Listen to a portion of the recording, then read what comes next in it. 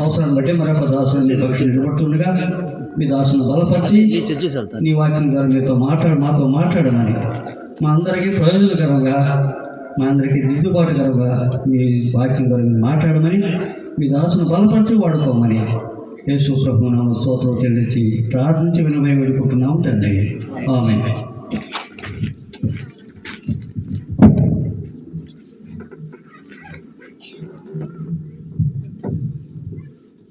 మీరు చాలా తెలుగు గలయ్యా. నాకు బండి ఏమో కొద్దిగా ఎర్లీ ఉంది. ముందు అమ్మ చేత మాట్లాడిస్తే నేను ఎంత సంతోషపడేవాడిని, ముందు చెప్పి వెళ్ళేవాడిని. కానీ ఇది ఎందుకు జరిగింది నాకు తెలియదు. నేను ఉండాలని ఇష్టమే, కానీ ప్రయాణం గుసలుబాటును బట్టి మరి ఇబ్బంది ఉంది. ప్రభువు స్తోత్రం.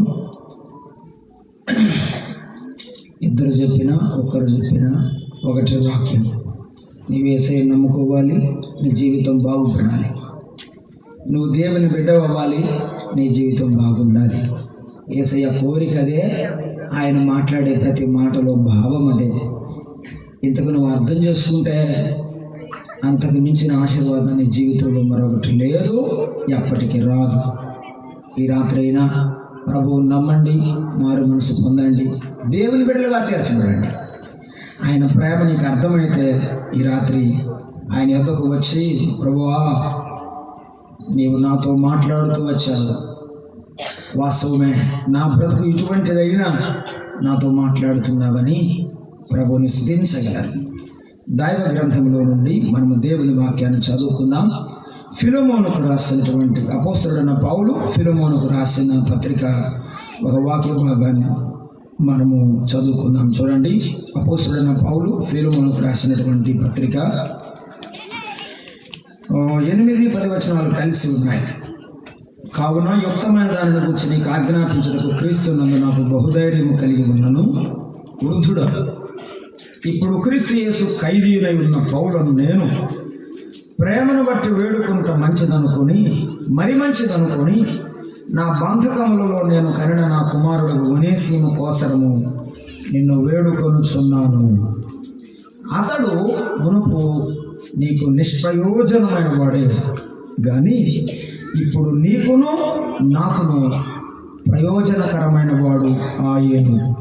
నా ప్రాణము వంటి వాడైనా అతని యొద్దకు తిరిగి పంపి ఉన్నాను. 17వ వచనం. కాబట్టి నీవు నన్ను నీతో పారివారిగా ఎంచిన ఎడల నన్ను చేర్చుకున్నట్టు అతను చేర్చుకును. అతడు నీకు ఏ నష్టమైన కలుగు చేసిన ఎడల, నీకు ఏమైనా రుణమున్న ఎడల అది నా లెక్కలో చేర్చు. పౌలను నేను నా సహస్రముతో ఈ మాట రాయించున్నాను, అది నేనే తీర్తును.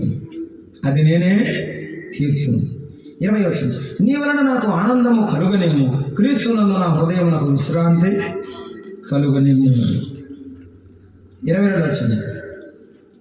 నీ ప్రార్థన మూలముగా నేను నీకు అనుగ్రహింపబడ నిరీక్షించుచున్నాను కనుక నా నిమిత్తం ఉద్వాస సిద్ధము చేయని ప్రార్థించాను. ప్రేమగల తండ్రి, స్తోత్రార్హుడైన దేవా, పూజనటువంటి తండ్రి, మీ వందనములు స్తోత్రములు చెల్లిస్తున్నాం. నిన్నటి దినాన మరి ఈ దినాన మీరు మాతో మాట్లాడుతూ వచ్చిన అమూల్యమైన మీ వర్తమానాన్ని అన్నిటి కొరకు స్తోత్రములు. మీ దీనదాసులు పాల్గొంది గారు నాయన ప్రయాణంలో ఉండగా మీ దాసుని కనికరించండి. మీ దాసులు రాజరావు గారు బండాత్మకూరు ప్రయాణమై వెళ్ళాలి, ప్రభువా సహాయించండి. మరి పొద్దుపోయిన సమయంలో ఒకడు మీ పక్షంలో నిలబడి ఉన్నాడు. మీ మాటలు వినుచుండగా ప్రభువా వినబుద్ధిని పుట్టించండి. ఇంకా అందరూ తమ జీవితాల్లో నెమ్మది లేక శాంతి లేక ఉన్నారో, ప్రేమతో ఈ రాత్రి మీరు పిలుస్తుండగా మీ వైపు తిరిగే మనస్సు వారికి దయచేయండి.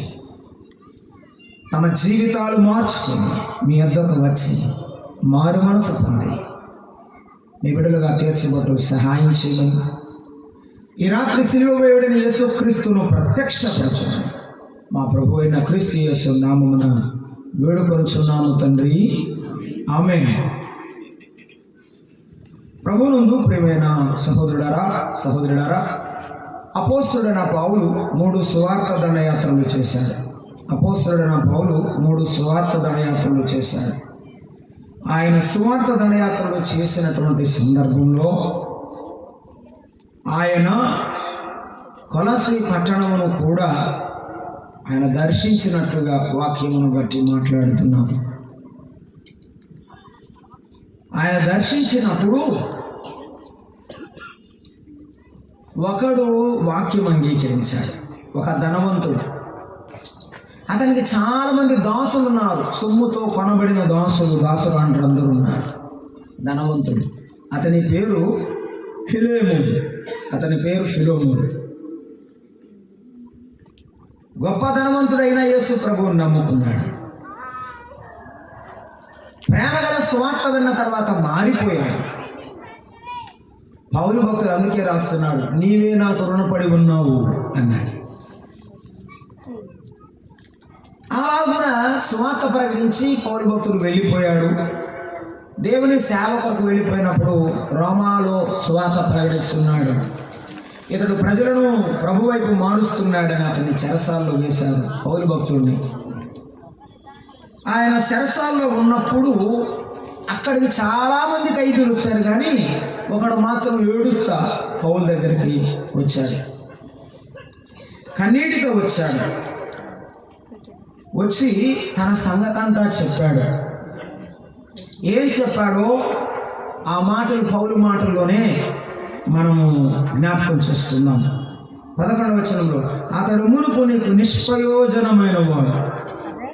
పౌలు గారితో అన్నాడు, ఒనేసిము దగ్గరకు వచ్చి, అయ్యా నేను ఎందుకు పైకి రాను, నేను ఎవరికి ఉపయోగం లేనండి అన్నాడు.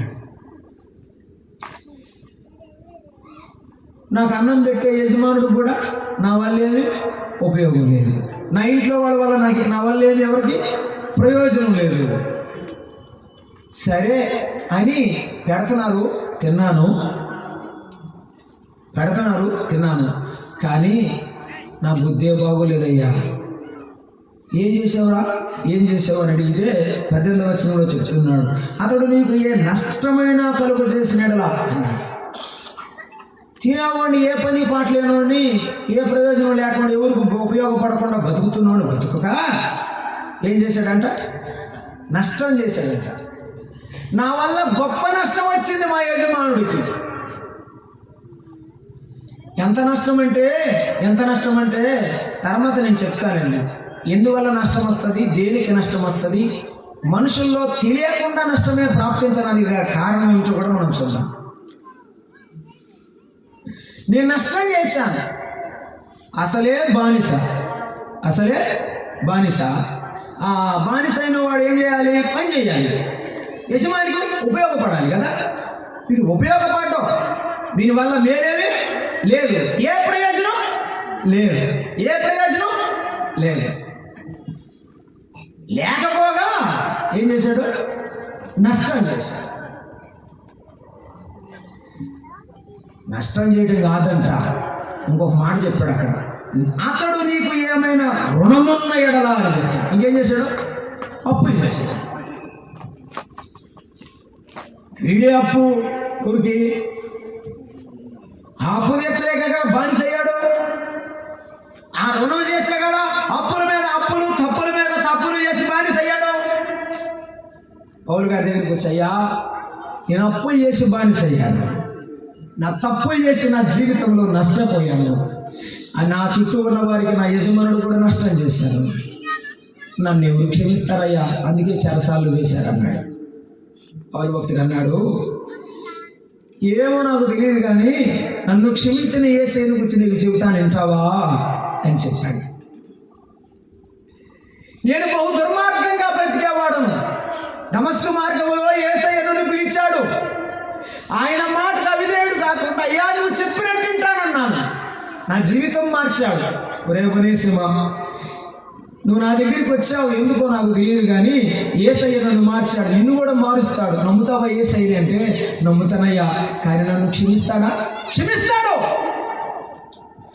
నిన్ను క్షమించడానికి యేసయ్య సిద్ధంగా ఉన్నాడు. నమ్ముకుంటావంటే నమ్ముకుంటానన్నాడు. అక్కడే మోకాళ్ళ మీద ఉండి కన్నీళ్లు గార్చి ప్రార్థన చేశాడు. పౌలు దగ్గర తీర్మానం చేశాడు. అప్పుడు రాశాడు ఆయన ఉత్తరం. ఆ ఉత్తరంలో ఏమంటాడంటే, నా కుమారుడకు ఉనేసిము. ఈ ఉత్తరం చదివేటప్పుడు మైండ్ తిరిగి ఉంటుంది ఎవరికి? మన బ్రదర్ ఫిలోమోను. వాడి సంగతి నీకేం తెచ్చుకుంటాడే అనుకుంటాడు బహుశా. నా కుమారుడకు ఉనేసిము అన్నాడు 10వ వచనంలో. ఆ తర్వాత 12లో అన్నాడు, నా ప్రాణము వంటి వాడైన ఉనేసిము. ప్రాణము వంటి వాడుగా మారిపోయాడా? కుమారుడుగా, ఇష్టడుగా దగ్గరయ్యాడా? ఎలా ఎలా? యేసుక్రీస్తు ప్రేమతో దగ్గరయ్యాడు, ఏదో చేసి కాదు. యేసు ప్రభు ప్రేమ చూసి మారిపోయాడు. ఈ రాత్రి యేసయ్య ప్రేమ నువ్వు తెలుసుకోవాలని, నువ్వు మారాలని యేసయ్య మాట్లాడుతున్నాడు. ఒనేసిముని గురించి కాదు, నిన్ను గురించే మాట్లాడుతున్నాడు. ఒనేసిములో ఉన్న లక్షణాలు నీకు కూడా ఉన్నాయి, నాకు కూడా ఉన్నాయని యేసయ్య మాట్లాడుతున్నాడు. మొదటి మాట ఏమన్నాడు? ఈ ఇష్టమైన వాడు, ఈ ప్రాణం వంటి వాడు ఎలాంటి వాడు? ఎలాంటి వాడైతే పౌలు ప్రేమించాడు?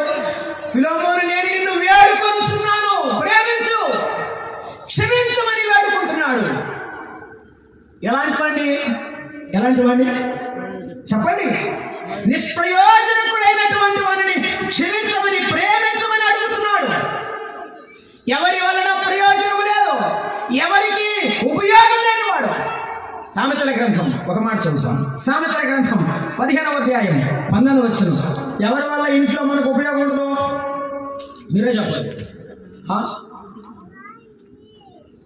ప్రయోజనం లేకుండా ఉన్నావా? తల్లిదండ్రులకు భారంగా, అన్నదమ్ములకు భారంగా, ఏ పని లేకుండా అలాగే పడి ఉన్నావా? అయితే ఈ సందేశం నీ కోసం, ఈ వర్తమానం నీ కోసం. సామెతల గ్రంథం 15వ అధ్యాయం 12వ వచనం. సోమరి మార్గం ముళ్ళ కంచె, సోమరి వాడి మార్గము ముళ్ళ కంచె. ఏ పని పాట లేని జీవితం అట్టు ఉంటుంది, ముళ్ళ కంచె. అయ్యో పాపం అంటే వ్యభిచారమో, దొంగతనమో, ఇంకో గొప్పదో, అదో ఇదో అనుకున్నాను. కానీ బైబిల్ ఏం చెప్తుంది తెలుసా? సామరోడా, సామరివైనా చెడ్డదాసుడా. దాసుడు అంటేనే పని చేయాలి. ఈ పని చేయని పనికి మళ్ళీ వాడున్నాడా? ఏ ప్రయోజనం పనికిరాని వాడుగా ఉన్నాడు. సోమరి వాడిలాగే కనబడుతున్నాడు. వాని జీవితంలో ముళ్ళ బాట. అన్నదమ్ములకు ఇష్టం లేదు, తల్లిదండ్రులకు ఇష్టం లేదు. వీడి కన్నాడు కానీ ఎందుకు పనికిరాడయ్యా? వీడు ఎందుకు పనికిరాడు? నా కడుపులు ఎందుకు పుట్టిందో తెలియదయ్యా, ఎందుకు పనికిరాదు? ఏమీ చేత కాదయ్యా, ఏం చేయాలి? పిల్లలు పెట్టుకొని తల్లిదండ్రులు దుఃఖమయ్యేవారు. తల్లిదండ్రులు ఏడ్చేటువంటి తల్లిదండ్రులు ఉన్నారు. 20 ఏళ్ళు వచ్చి ఏం చేయమంటావయ్యా? తిట్టేదా కొట్టేదా? ఈ ఎట్ట మారుతాడో నాకు అర్థం కాలేదని ఏడ్చే తల్లిదండ్రులు ఉన్నారు. ఉనేసిమును చూసి కూడా పౌలు భక్తులు ఏడ్చినవాడు. ఈ రాత్రి యేసయ్య నీ జీవితాన్ని చూసి ముళ్ళలాంటి మాటలో ఎందుకు ఎవరికి పని రాకుండా ఎటుబడితాడు తిరుగుతున్న నిన్ను చూసి జాలి పడుతున్నాడు. దేవుడు లోకమును ఎంతో ప్రేమించాడు. ఒనేసిమును ప్రేమించిన యేసయ్య పౌలు ద్వారా వర్తమానం పంపించాడు. నిన్ను ప్రేమించిన యేసయ్య ఈ రాత్రి దేవుని దాసుని ద్వారా వర్తమానం మాట్లాడుతున్నాడు. యేసయ్య ప్రేమ నీకు అర్థమైతే, యేసయ్య నిన్ను ప్రేమిస్తున్నాడు నీకు అర్థమైతే ఈ రాత్రి రా యేసయ్యకు. నీవెవరికి ఇష్టం లేకపోయినా పర్వాలేదు, నిన్నెవరు పట్టించుకోకుండా నీ ముళ్ళ దారిలో నీకు ముళ్ళే కనపడుతున్నాయి, నీ కాళ్ళకు రక్తం, నీ యొక్క మనసుకు గాయమై ఉన్నావా? నిలబడిపోయావా? యేసయ్య నిన్ను ప్రేమిస్తున్నాడు. మరి ఒనేసిము ఎవరు ప్రేమించలేదని బాబు, యేసయ్య నిన్ను ప్రేమిస్తున్నాడు. ఇప్పుడు మారిపో అని అడిగాడు. ఈ రాత్రి నిన్ను కూడా దేవుడు అడుగుతున్నాడు, నువ్వు మారుతావా? నేను నిన్ను ప్రేమిస్తాను, నేను నీ పాపమంతా క్షమిస్తాను. యేసక్రీస్తు నిష్ప్రయోజనమైన వాడు. మరొక మాట చెప్తాను, అసలు వాని జీవితం ముళ్ళదారే. ముళ్ళెట్ట ఒక మాట చదువుతున్నాను. సోమరి వాణిని గురించి మాట చూస్తున్నాం. 24వ అధ్యాయము 30వ వచనాన్ని చదువుకుంటున్నాం. ఒకవేళ నిష్ప్రయోజనమైన వాడు అయితే నీ జీవితంలో ముళ్ళుంటాయి. నీ జీవితంలో నీ చేలో 24వ వచనం, హృదయం అనే చేరులో ఎలా ఉంటుందో చెప్తున్నాడు. సామెతల గ్రంథం 24:30. సోమరి వాడి చేను, సోమరి వాడి చేను నేను దాటిరాగా ద్రాక్ష ఈ సోమరోడు ఎవరంటే తెలివి లేనాడు, జీవితం మీద ఆశయం లేనాడు, జీవితం మీద ఆలోచన లేనివాడు. తల్లిదండ్రులు పెడుతుంటే అక్కచెల్లి సంపాదిస్తుంటే అన్నదమ్ములు ఇస్తుంటే తిరుగుతున్నాడు కానీ జీవితం గమ్యం లేనాడు ఈ తెలివి లేదు. ఓ తెలివి లేని పిల్లలారా, ఆకాశమా ఆలకించము, ఓ భూమి చెవియొగ్గు. నేను పిల్లలను పెంచి గొప్పవారిగా చేశాను. వారు నా మీద తిరుగుబడుతున్నారు, వారు నా మీద తిరుగుబడుతున్నారు. ఒక మాట యెషయా గ్రంథం 1వ అధ్యాయం చదువుకుంటున్నాను. తిరుగుబాటు చేస్తున్న పిల్లల గురించి దేవుడు చెప్తున్నాడు, నేను గొప్పవారిని చేశాను కానీ వారు తిరుగుబడుతున్నారు. గాడిద సొంత వారి దొడ్డి తెలుసుకుంటుంది కానీ నా బిడ్డలు నన్ను తెలుసుకోవడం లేదు. నేను ప్రేమిస్తున్నాను తెలుసుకోవడం లేదు. నా ఇశ్రాయేలుకు తెలివి లేదు, నా జనులు యోచింపరు. ఒక రోజన్నా నా నాన్న ఏడుస్తున్నాడు, నా తల్లి ఏడుస్తుంది, నా బ్రతుకులో నేను మార్పు లేకుండా ఎందుకున్నాను? బాగుపడేవాడు ఎక్కడ? ఈ రాత్రి ఆలోచిస్తావా? సర్వ జనాంగాన్ని దేవుడు పిలుస్తున్నాడు. ఈనాడైనా తెలివి లేకుండా ఉన్నావా? నీకు ప్రాణం ఇచ్చిన జీవితం ఇచ్చిన దేవుని మరచున్నావా? తిరగబడుతున్నావా? అందరికీ ప్రయోజనం లేకుండా ఒంటరిగా మూడులాగా మిగిలిపోయావా? యేసయ్య మాట్లాడు. ఈ దోషభరితమైన జనమా, పాపిష్టి జనాంగం అన్నాడు. దోషాలతో నింపబడి ఈ తెలివి లేని చేను నేను దాటి రాగా ఆ చేను ఎలా ఉంది అయ్యా? ఎలా ఉంది? దాని అన్నంత తుప్పలు కలిసి ఉండేను. ఆ చేనులో ముళ్ళ తుప్పలు ఉన్నట్టే ఈ పని పాట లేని వాడు హృదయంలో ఏమున్నాయి? ముళ్ళ తుప్పలు ఉన్నాయి, దూలగొళ్ళు దాన్ని కప్పి ఉండేది. దూలగొళ్ళు ఉన్నాయి. ఆ దూలగొళ్ళు అంటే గట్టి గిట్టి అంటే దొరద వస్తుంది అనమాట. ఈ నోరు దొరకడే వీడు. ఎవరు ఈ నోరు గురికూడదు, వీడు గురికూడదు. వీడు వంకరాడంటే తోలగొండి మంచి కాదు. నీ హృదయము ఖాళీ అయిపోతే ఒక భక్తుడు ఇలా అన్నాడు, ఎవరి హృదయం ఖాళీగా ఉంటుందో అది సాతాను కర్మాగారం అవుతుంది. సాతాను కర్మాగారం అవుతుంది. అందుకే నీ మనసులో తిష్ట వేస్తున్నాడు. అసలు నీ జీవిత గమ్యమే నీకు తెలియకుండా కళ్ళు మూసాడు. అందుకే సోమవారి చెవులాగా ముళ్ళ తప్పులు వచ్చాయి. మంచి జీవితం అవ్వాలి కానీ మోడివాడిపోయింది, ఎండిపోయింది. ఉనేసీము నిష్ప్రయోజనమైనట్టు ఎవ్వరు బిడ్డ నిష్ప్రయోజనం అవుతాడండి?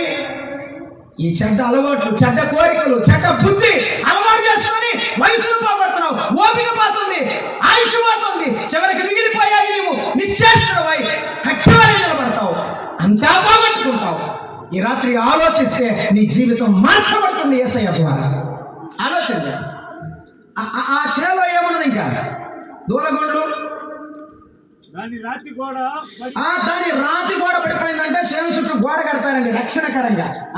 దాని కాపుదల భద్రతగా ఏ ఏ ఏ పశువులు వచ్చి పాడు చేయకుండా, పంటను నాశనం చేయకుండా గోడ కడతారు. గోడ కూడా ఏమైంది? పడిపోతుందంటే ఏ గోడ అయినా పడిపోద్ది. ఏ తండ్రి అయినా నిలబడ్డాడు ఎక్కువ కాలం, ఏ తల్లి అయినా నీ పక్కన నిలబడదు, ఏ అన్నదమ్ములైనా నిలబడి నిన్ను కాయలేరు. ఎందుకంటే నీ ఫలం పాడైపోయింది, నీ హృదయం అనే ఫలం పాడైపోతుంది. నీ తల్లిదండ్రులు ఎల్లకాలం నీ వెంట ఉండరు, నీ అన్నదమ్ములు ఎల్లకాలం నీ వెంట ఉండరు, నీ ఓపిక ఎల్లకాలం నీతో ఉండదు. అది మారిపోయే రోజు వచ్చే లోపలే, ఈ లోకాన్ని నీవు విడిచే లోపలే ఉనేసీములాగా, అయ్యా నా తప్పు నాకు అర్థమవుతుంది, నేను ఎవరికి పనికిరానని అనుకున్నాను కానీ యేసయ్య నాతో మాట్లాడుతుంటే నన్ను క్షమించే దేవుడు నాకు దొరికాడని అర్థమైంది. నేను ఈ రాత్రి మారిపోతాను, నా బ్రతుకును మార్చుకుంటాను. నా జీవితంలో యేసు ప్రభు మాటతో జీవం వచ్చినది. చెబితే మేలు, బాగుపడతావు. చెబితే మేలు, ఉనేసీములాగా మారిపోతావు. నిష్ప్రయోజనమైన ఆ చేతిలో గోడ పడిపోయింది. అయ్యా నేను దాన్ని చూసి యోచన చేసుకున్నాడంట. ఏమని? దాన్ని కనిపెట్టి బుద్ధి తెచ్చుకున్నాడు. ఈ రాత్రి ఆ చేను చూడు, ఉనేసీములు చూడు, నువ్వు బుద్ధి తెచ్చుకో. ఒకప్పుడు నేను 17 సంవత్సరాల క్రితం బుద్ధి తెచ్చుకున్నాను. నా బ్రతుకు అంధకారమైనప్పుడు దేవుడు నన్ను పిలిచాడు. ఈ రాత్రి నిన్ను కూడా పిలుస్తున్నాడు. ఎవరిని చూడొద్దు, యేసయ్యను చూడు. నిన్ను చేతులు చేసి పిలుస్తున్న యేసయ్యను చూడు. ఎందుకు పనికిరాడు అంటే పర్వాలేదు, ఎట్టో ఒకటి పెడదాం. అయ్యా, ఒక సహోదరుడు కుమారుడు ఇంటికి వెళ్తే ప్రార్థన చేయడానికి అంటున్నాడు, అయ్యా ఏ పని చెప్పినా పర్లేదులేయ్యా, ఏ పని చెప్పినా పర్లేదులేయ్యా, వాడికి ఒక ముందు పెడతాను. కానీ తెల్లారితే ప్రతి గొడవ ఎడపోతుంది, ఇంటి మీద పోతుంది. వీడేం చేయాలి? ఇతడు నాకు ఏమైనా నష్టము కలుగు చేసిన అన్నాడు. ఎందుకు నష్టం?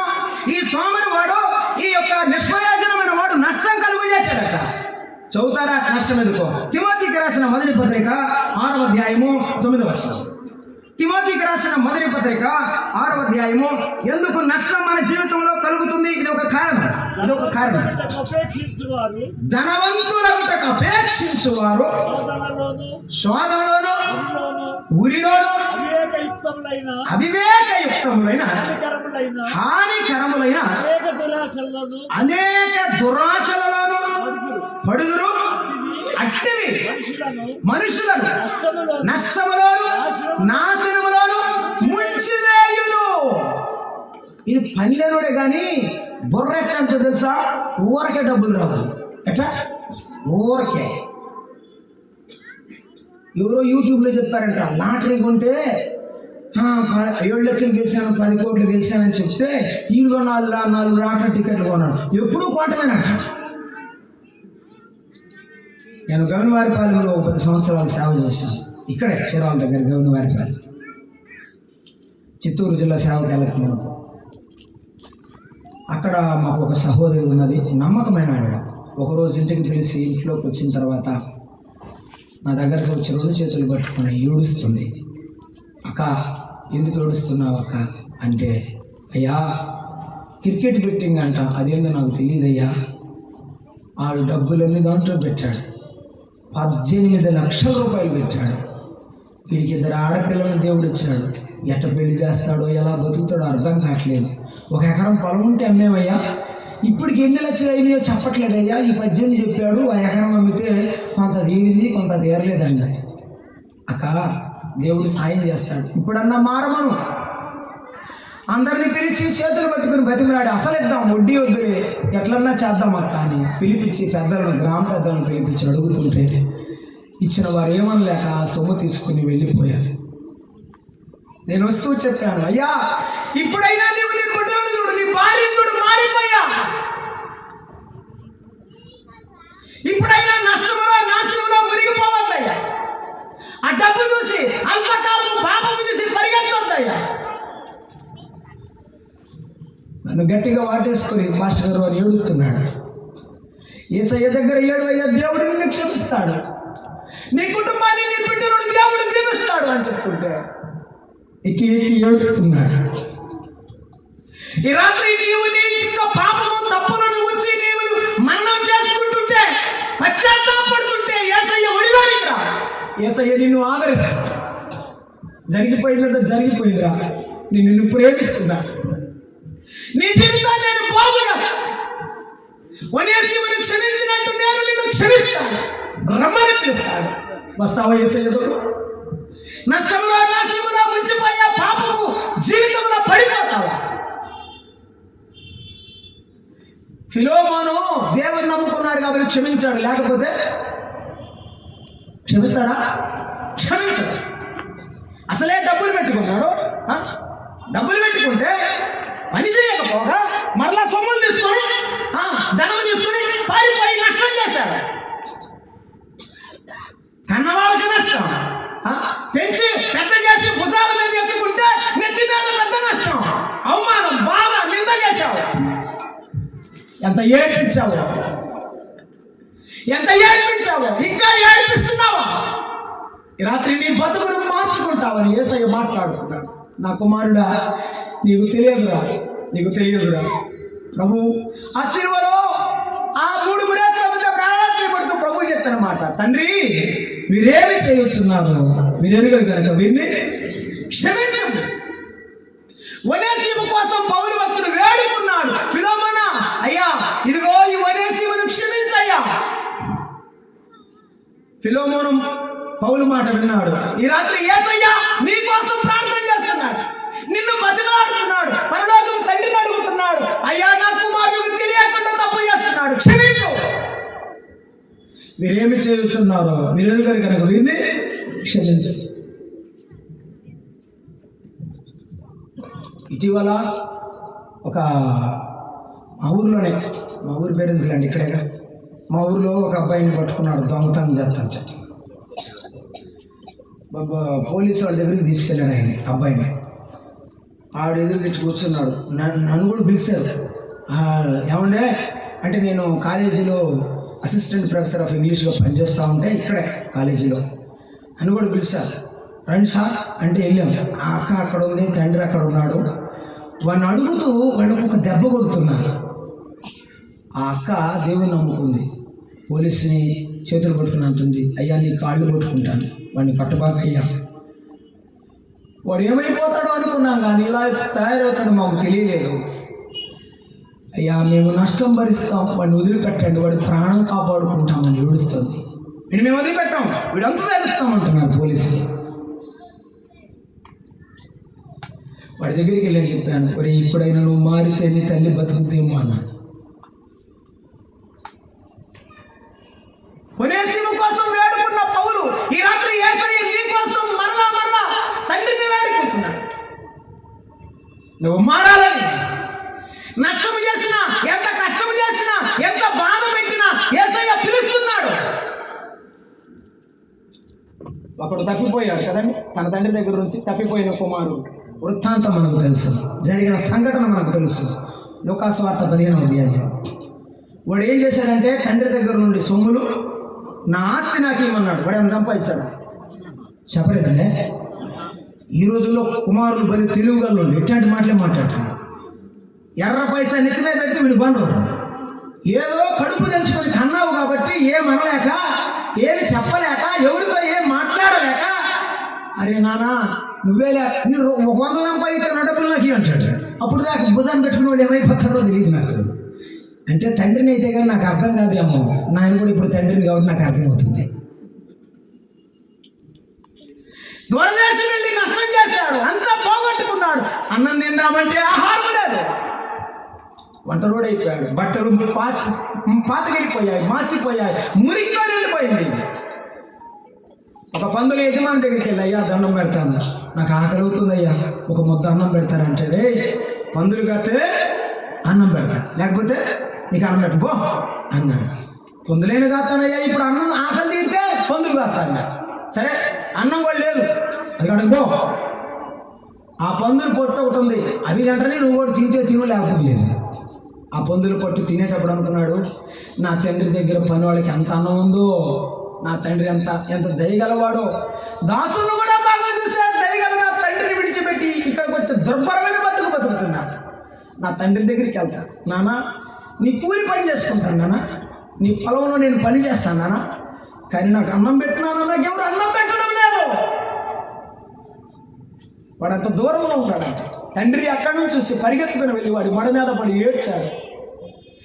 ఎందుకు ఇలా అయిపోయావు, ఎందుకురా నీ బతికెందుకు ఇలా అయిపోయింది, ఎందుకు నీ సత్తా ఇలా అయిపోయింది, నువ్వు ఎలా ఉండవాడు ఎలా అయిపోయావా, నాన్న నాకు ఒక పని చేస్తావా, నీ కుమారుడు అనిపించుకునే అర్హత కోల్పోయాలి, నీ కుమారుడిగా పేరు చెప్పుకునే నా అర్హత లేదు, నన్ను నీ కూలివాడుగా పెట్టుకున్నా, నాకు అన్నం పెట్టు, నేను ఆకలితో చచ్చిపోతున్నానంటే నువ్వు కూలివాడు కాదురా, నువ్వునా కుమారుడు. ఆ మాట అంటుంటే చుట్టుపక్కల ఉన్న వాళ్ళు ఏమనుకున్నారు తెలుసా, అబ్బో ఈడేదో గోల్డ్ మెడల్ కొట్టాట, ఏదో పెద్ద ఈడేదో పిహెచ్డీ చదివాడా, ఈడేదో పెద్ద తెచ్చిపెట్టినట్టు. ఆయన మనసులో ఏమో తెలుసా, డబ్బులు పోతే పోయి నీ రన్న కొడుకు వచ్చాడు, అవమానమైన పర్వాలేదు, డబ్బులు పోయినా పర్వాలేదు, నా కొడుకుని పోగొట్టుకోవడం నాకు ఇష్టం లేదు, నా కొడుకుని పోగొట్టుకోవడం నాకు ఇష్టం లేదు. మీరేమన్నా అనండి, నా బిడ్డను నేను పోగొట్టుకోలేదు. యేసయ్యా నీకు ప్రాణం ఇచ్చాడు, నీ తల్లి గర్భంలో బయటికి తీశాడు, నిన్ను పోగొట్టుకోలేడు, నీతో మాట్లాడడానికి ఇష్టపడి పోగొట్టుకోలేడు. ఈ రాత్రి మాట్లాడుతున్న దేవుడు నీకు అర్థమయ్యాను, నిన్ను ప్రేమిస్తున్న దేవుడు నీకు అర్థమయ్యాను. అర్థమైతే ఆ తండ్రి చెప్పిన మాటలు ఆ కుమారుడు మెడ మీద పడి అలాగే వెళ్ళిపోయాడు. నా ఈ ప్రేమ గల తండ్రిని విడిచిపెట్టి ఎంత తప్పు చేశాను, నేను ఎంత తప్పు చేశానని ఏడిచాడు. పరలోకమున్న దేవునికి నీకు నేను విరోధముగా పాపము అన్నాడు. ఈ రాత్రి ఒప్పుకో. అతిక్రమములను దాచిపెట్టువాడు వర్ధిల్లాడు, అవి ఒప్పుకొని విడిచిపెట్టువాడు కనికరమును పొందదు. ఏం చేయక్కర్లేదు, నీవు ఒప్పుకుంటే చాలు. నా పొరపాట్లన్నీ క్షమించయ్యా, నీవు నాకు జీవితం ఇచ్చావని నమ్ముతున్నాను, నా కొరకు కలువరి సిలువలో మరణించావని నమ్ముతున్నాను, నా బ్రతుకును మార్చే దేవుడు అని రాత్రి వింటున్నాను. నా బ్రతుకును మారుస్తావా యేసయ్యా? నా ఇంటికి వస్తావా? నా జీవితంలోనికి వస్తావా? నా జీవితాన్ని మారుస్తావా అని అడుగు. యేసయ్య నిన్ను మారుస్తాడు. అమ్మా, యేసయ్య నిన్ను మారుస్తాడు. వీడు నష్టం చేశాడు, నిష్ప్రయోజనమైన వాడు. 2 నష్టం చేసిన వాడు. 3 ఇంకొక మాట చెప్పాడు ఫిలమోను పత్రికలో. చదువుతారా? ఆ మాట చూస్తున్నాం. ఫిలమోను పత్రిక ఇంకొక మాట, నీకు ఏమైనా రుణము ఉన్నాయా? మీరెవడు? రుణస్థుడు. ఎవడు? పనికిరాని వాడు. 2 నష్టం చేసిన వాడు. 3 రుణస్థుడు.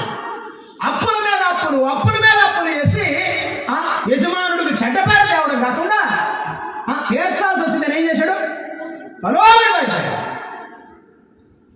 ఇప్పుడు చాలా మంది అట్టే ఉన్నారు.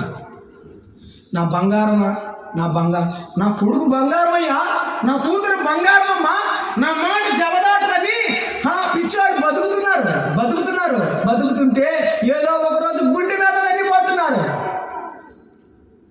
నా కూతురు నా మాట ఏంటనుకున్నాను నేను, నా గుండె మీద తన్నెళ్ళిందని ఏడిచాడు ఒక ఆయన తిరుపతిలో. నేనేమని నీకు చెప్పాను తప్పుడా? నా కోసం, నా బిడ్డల కోసం ప్రార్థన చేయండి. నేను నా గుండెల మీద, నా భుజాల మీద మోసుకున్నాను నా బిడ్డను. నన్ను తన్నెళ్ళిద్దని నేను అనుకోలేదు. నేను బతుకున్నానంటే నా బిడ్డల కోసమే. ఆ బిడ్డలే నన్ను విడిచిపెట్టి వెళ్ళిపోయారని ఏడ్చాను. నీవెంతమందికి పనగలేకపోయినా, నీవెంతమందికి దూరస్తులుగా ఉన్నా, ఈ రాత్రి యేసయ్య పిలుస్తున్నాడు. నీ జీవితంలో అప్పుల మీద అప్పులు కాదు, తప్పుల మీద తప్పులు చేస్తూ బ్రతుకుతున్నావా? అలాగైతే రా, ఆ తప్పులన్నీ క్షమించే యేసయ్య పిలుస్తున్నాడు. ఆ యేసయ్య నిన్ను పిలుస్తూ ఉన్నాడు. తిరిగి వస్తావా? పౌలు చెప్పింది మరలా చెప్తున్నాను. ఒనేసిమును క్షమించమని నేను నిన్ను వేడుకొనుచున్నాను. రాత్రి సేవకుడైన క్రీస్తును ప్రకటిస్తున్నాను. సర్వలోకంలో ఉన్న మానవుడు ప్రేమించిన దేవుడు శరీరం లేనివాడు, అగ్నిజ్వాలల వంటి నేత్రములు, అపరంజిని పోలిన పాదములు గలవాడు, అగ్నిమయముతో కోటి సూర్యుల కాంతిమయముతో తేజవంతుడైన దేవుడు మానవుల మధ్యకు వస్తే మానవులు నిలబడలేరని, నా రూపంలో ఉన్న నా బిడ్డలను కాపాడుకోవడానికి నేనేమైనా చేస్తానని మహిమను పక్కన పెట్టిన పరలోకపు తండ్రి యేసయ్య,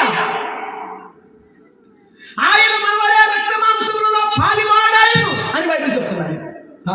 ఆయన పాలివాడు అవ్వడానికి కారణం ఎవరంటే నువ్వే. పరలోకం విడిచి రావడానికి కారణం నువ్వే. నిన్ను ప్రేమిస్తున్నాడు, అందుకే వచ్చాడు. ఈ భూమి మీద ఆయన ఏమి లేని వాడుగా జన్మించాడు. ఈ భూమి మీద ఆయన రిక్తుడిగా జన్మించాడు. ఫిలిప్పీ పత్రిక 2వ అధ్యాయం 5వ వచనంలో, క్రీస్తు యేసుకు కలిగిన ఈ మనసును మీరు కలిగి ఉండుడి, ఆయన దేవునితో సమానముగా ఉండుట విడిచిపెట్టకూడని భాగ్యమని ఎంచుకొనలేదు కానీ మనుషుల పోలికగా పుట్టి దాసుని స్వరూపమును ధరించుకొని తను తానే రిక్తుడుగా చేసుకున్నాడు. ఆ దేవుడు రిక్తుడయ్యాడు, ఆ దేవుడు దాసుడయ్యాడు. ఎలా పుట్టాడు? చల్లగాలిలో చాటులేక నలు మూలలా చలి పుట్టెనయ్యా. చల్లగాలిలో చాటులేక నలు మూలలా చలి పుట్టెనయ్యా. పసి కందుమై ఓ యేసయ్యా, తల్లివడిలో వదిగినావయ్యా. ఎంత దీనాది దీనమో ఓ యేసయ్యా, నీ జననమెంత దయానీయమో. తలచుకుంటే నా గుండె తడబడి కరిగి కరిగి నీర విరగుచున్నది. ఆ పరమాత్ముడు మనిషి అయితే తల్లిబడిలో చలిలో అలాగ వణిగుతూ నిలబడిపోయినాడు నీకోసం. సత్రములో స్థలము లేక పశువుల పాకలో పండుకున్నాడు నీకోసం. ఆ దేవుడు మానవుడైతే ప్రపంచం కదిలి వచ్చింది చూద్దామని, కానీ ఆయన నీకోసం వచ్చాడు. ఇలా అన్నాడు, ఇంతమంది నీ మీద నేరాలు మోపుతున్నారు, నువ్వేమి మాట్లాడవంటే నేను మాట్లాడను, నా పిల్లల్ని నేను రక్షించుకోవాలి. నేనేమి మాట్లాడను, అన్ని నేరాలు మోపుతున్నా అందరితో సవాలు విసిరించిన వాడు, నాలో పాపం ఉన్నది మీలో ఎవడు స్థాపిస్తాడని సవాలు విసిరిన దేవుడు వారందరూ నేరాలు మోపుతుంది ఎందుకు మౌనంగా ఉన్నాడు తెలుసా? ఒకసారి యేసయ్య అడుగు చెప్తాడు, నీకోసమేనయ్యా. నేను ఎప్పుడు చెప్తుంటాను, లాజరు బయటికి రమ్మంటే బయటకు వచ్చావు, శిలువ మీద ఉండి నువ్వెంత తోడుగా నువ్వు దేవుని కుమారుడు నేను రక్షించుకో అన్నప్పుడు ఆయన పాపం వచ్చి మీరందరూ చావండి అంటే అందరు చచ్చేవాడు. కానీ మనకు రక్షణ ఉండేది కాదు. అందుకని ఏం చేశాడు ఆయన? మౌనంగా ఉన్నాడు. అది అన్యాయమే, ఆ తీర్పు అన్యాయం. అసలు ఈయన ఎందుకు ఏ దోషం లేదంటాడు, మళ్ళీ ఏమంటాడు సిలువేయండి అంటాడు. అందుకే అది అన్యాయం. అది అన్యాయము తీర్పును పొందిన వాడై కొనిపోబడ్డాడు. పేతురు భక్తుడు రాస్తున్నాడు, అయ్యా అమ్మా అది సిలువ మ్రాను కాదు, ఆ మ్రాను మీద మన పాపములను ఆయన మోసుకొని పోయాడు రాస్తున్నాడు. నీ పాపాల మూట మోసుకెళ్ళాడు, మన పాపాల మూటను యేసయ్య మోసాడు. రక్తసిక్తమైన పాదములతో సుడివడిన అడుగులతో మన పాపం యొక్క భారాన్ని మోస్తున్నప్పుడు ఆయన దేహము నాగేటి చాలవలే దున్నపడగా ఆ దేవుడు మోస్తున్నాడు. ఆ దేవుడు నీ కోసం నిన్ను చూసుకున్నాడు. ఆ రక్తపు మడుగులో నీ రూపాన్ని చూశాడు. అడుగులో అడుగు వేస్తావు, ఎత్తైన కొండ వరకు తీసుకుని వెళ్ళాడు. ఏ చేతులు స్వస్థపరిచాయో ఆ చేతులు ఇచ్చాడు, మేకులు పెట్టాడు. ఏ పాదాలు నడిచి వచ్చాయో ఆ పాదాలు మేకులు పెట్టాడు. ఏ హృదయం నిన్ను నన్ను ప్రేమించిందో ఆయన హృదయంలో బాకులు వచ్చాడు. మౌనం ఉన్నాడు, మౌనం ఉంది అంటున్నాడు, తండ్రి మీరేమి చేస్తున్నారు, వీరిని క్షమించు. ఇప్పుడు కూడా నీకు తెలియదయ్యా, నీకు తెలియదయ్యా అంటున్నాను. ఇప్పుడైనా తెలుసుకొని మారుతావని, ఇప్పుడైనా నువ్వు మారుతావని మాట్లాడుతున్నాను. ఆ పరలోకపు తండ్రి ఆ శిలువలో వేలాడుతూ చేసిన ప్రార్థన కుడివైపు ఉన్నవాడు విని మారిపోయాడు. అప్పటి వరకు నిందించిన వాడు మారిపోయాడు. యేసు నీ రాజ్యంలో నన్ను జ్ఞాపకం చేస్తాయా, నీకు ఒక రాజ్యం ఉంది, నీవు దేవుడు, నీవు మనుషులు రక్షించేవాడు, నన్ను క్షమించ ప్రభా అని అడగగానే వాడిని కూడా ఏమన్నాడు, మరి ఇందాక నన్ను ఇచ్చావు కదా, నువ్వు ఎందుకు నన్ను నాతో మాట్లాడుతున్నావు అన్నాడా? నేడే నీవు నాతో కూడా, ఒకవేళ నువ్వు యేసయ్యని దూషించవచ్చు, యేసయ్యని అవమానపరచవచ్చు, కానీ యేసయ్య నిన్ను ప్రేమిస్తున్నాడు. ఆయన బిడ్డగా చేసుకోవడానికి ఆయన ఇష్టపడుతున్నాడు. రండి, 2020 సంవత్సరాల నుండి చేతులు చాపి పిలుస్తున్నాడు. ఒకవేళ పిల్లలు నువ్వు గెలవాలంటే ఎంతసేపు చెప్తా, అని రారా చిన్నోడా, రారా బుజ్జోడా అని ఎత్తుకోవడానికి ఎంతసేపు చెప్తా? 1 నిమిషం, 2 నిమిషాల, 3 నిమిషాల, 1 రోజా, 1 నిమిషం కూడా అయ్యిద్దో లేదు అంటారు. అరే పోతే పోతే రాలేదు, ఎంతసేపు నా చేతులు ఎప్పుడు పడుతుంది అంటారు. 2020 సంవత్సరాల నుంచి అడుగుతున్నాడు. ఈ మనిషి గుండె కరగదు, ఎందుకంటే సాతాను మాయలో ఉన్నాడు, సాతాను భ్రమలో ఇరుక్కుపోయాడు. ఆ చిగడి గల దొంగ ఊపిలో నుండి పైకి రావాలని యేసయ్య పిలుస్తున్నాడు. ఎందరూ ఆయన మాటను ఆలకించి పైకి వస్తారు, ఆ బుద్ధిమంతులు అవుతారు. ఈ నా మాటలు విని వాటి చెప్పున చెయ్యి ప్రతివాడు బండ మీద ఇల్లు కట్టుకున్న బుద్ధిమంతుడు. నా మాట విని ఈ రాత్రి వేళ నీ జీవితాన్ని కట్టుకోవడానికి ఇష్టపడితే నా మాట ప్రకారంగా, నా మాట విని నన్ను పంపనే విశ్వాసం ఉంచేవాడు నిత్య జీవము కదా. ఏం చేయాలో నా మాట విని నా యందు విశ్వాసం ఉంచు, నిత్య జీవం ఇస్తాను, నీ హృదయంలో నెమ్మదిస్తాను. తరలించండి, ప్రార్థన చేద్దాం. తరలించండి అమ్మయ్య, ప్రార్థన చేద్దాం. తరలించండి అమ్మా. అయ్యా అయ్యా, నువ్వెన్నో మాటలు విన్నావు అనయ్య, నాకు చాలా ఈ బ్రతకెందుకు, నేను ఎవరికి ప్రయోజనంగా లేనని, నాకు ఉద్యోగం లేదని, నేను ఇంకా స్థిరపడలేదని ఎంతోమంది నన్ను అవమానపరచాను. నిజమే, ఒనేసిములాగా నేను ప్రయోజనం లేనిది. నిజమే, తల్లిదండ్రులకు నష్టం చేసేవాడు. నిజమే, నా జీవితంలో ఎన్నో అప్పులు తిప్పలు తప్పుల మీద తప్పులు చేసేవాడు. ఈ రాత్రి యేసయ్య ప్రేమ చూస్తున్నాను. యేసయ్య నాకు కావాలి. యేసయ్య నేను నమ్ముకుంటాననేటువంటి ఏ తమ్ముడైనా, ఏ అక్క అయినా, ఏ చెల్లి అయినా ఈ సమూహంలో ఉంటే నీ కుడి చేయిని పైకెత్తి చేశాను. ఈ రాత్రి ప్రభువైన యేసుక్రీస్తును నమ్ముకొని మీ జీవితాలు మార్చుకోమని ప్రేమతో తెలియచేస్తూ ఉన్నాము. ఈ రాత్రి ప్రభువు నమ్ముకోవడానికి ఇష్టపడతారు. ఈ ప్రార్థన వెంటనే ముందుకు రండి. ప్రభు సన్నిధిలో మీరు తీర్మానం చేసి ప్రభువుని బిడ్డలుగా తీర్చబడండి. మేము కూడా ప్రభువుకు అప్పగిస్తాము. దయగల తండ్రి, ప్రేమగల ప్రభువా, మీకు స్వార్థము ఒనేసిము జీవితం ద్వారా మాతో మాట్లాడుతూ వచ్చారు. నాయన, ఒనేసిము కంటే ఘోరమైన జీవితం నాది, మమ్మల్ని మార్చాలి. ఈ రాత్రి మీ బిడ్డలలో మీ వాక్యం అన్ని విధాలా పనిచేసి సహాయపడమని, మీ సంకల్పంలో ఉన్న వారిని ఆకర్షించమని క్రీస్తు యేసు నామమున వేడుకొంచున్నాము తండ్రి. ఆమేన్. వాక్యం అందరికీ ప్రేమ వందనాలు. నమ్ముకోవాలని ఆశ గలవారు నాకు లేట్ అయినా పర్వాలేదు, ముందుకు రండి. ప్రభువుని ఎలా నమ్ముకోవాలో చెప్పి ప్రభువుకు అప్పగించి మీ కొరకు మేము ప్రార్థన చేస్తాం. దేవుడు మిమ్మల్ని మీ కుటుంబాలను దీవించుగాక.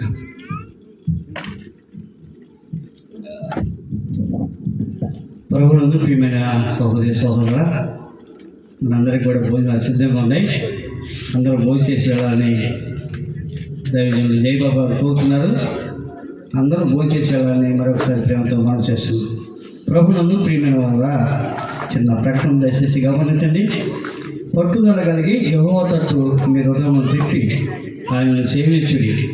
ప్రభు శిష్టానుసారంగా 72వ వార్షిక మరియు ప్రస్తుత సమాజ కూడికలు పేచేరు ప్రార్థనా మందిరం నందు అయ్యర్పేట చీరాలలో 20వ తేదీ 2వ నెల 2025 సాయంత్రం నుండి 23/2/2025 మధ్యాహ్నం వరకు జరుగును. కార్యక్రమాలు 20వ తేదీ 2/25 గురువారం సాయంత్రం 7 గంటలకు, 21వ తేదీ